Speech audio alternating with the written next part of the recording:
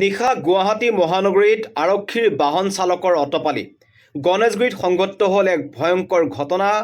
আৰক্ষীৰ এখন বাহনে তীব্ৰ বেগত অহা তাকো ভুল দিশেৰে আহিছিল আৰক্ষীৰ বাহনখন। সেই বাহনখনে গণেশগুৰি উৰণ সেতুৰ তলত থকা দুজন স্কুটি আৰোহীক মহতিয়াই লৈ যায়। কথমপি প্ৰাণ ৰক্ষা পৰিছে স্কুটি আৰোহী দুগৰাকীৰ, কথমপি প্ৰাণ ৰক্ষা পৰিছে, কিন্তু আহত হৈছে এজন। আৰু এই আৰক্ষীৰ বাহনখনৰ নাম্বাৰ হৈছে AS01EK1763। এই বাহনখনে দুৰ্ঘটনা সংঘটিত কৰি পলায়ন কৰে আৰু পলায়ন কৰি বিধায়ক আৱাসগৃহৰ গেটৰ ভিতৰত সোমাই যায় এই বাহনখন। তাক লৈ তীব্ৰ চাঞ্চল্যৰ সৃষ্টি হৈছে। সকলোৱে কৈছে যে এই আৰক্ষীৰ বাহনখন চলাই থকা চালকজন সম্পূৰ্ণ সুৰামত্ত অৱস্থাত আছিল, ভুল দিশেৰে আহিছিল। গতিকে নিশাৰ মহানগৰীত আৰক্ষীৰ এই অৱস্থা।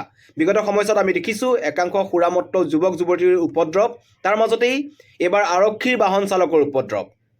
আৰক্ষীৰ বাহন চালকে সুৰাপান কৰি আহি স্কুটি আৰোহীক মহতিয়াই লৈ গ'ল আৰু ভুক্তভোগী এই দুই স্কুটি আৰোহীয়ে সমগ্ৰ ঘটনা সন্দৰ্ভত দিছপুৰ আৰক্ষী থানাত এজাহাৰ দাখিল কৰিছে।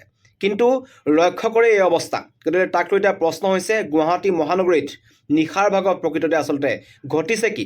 আৰক্ষীয়ে যি নিৰাপত্তা দিব লাগে, আৰক্ষী থাকিব লাগে পেট্ৰলিঙৰ সময়ত, সেই আৰক্ষীৰ বাহনেই এতিয়া কিন্তু দুৰ্ঘটনা সংঘটিত কৰিছে, পলায়ন কৰিছে আৰু পলায়ন কৰি বিধায়ক আৱাসগৃহৰ ভিতৰত সোমাই গ'ল বাহনখন।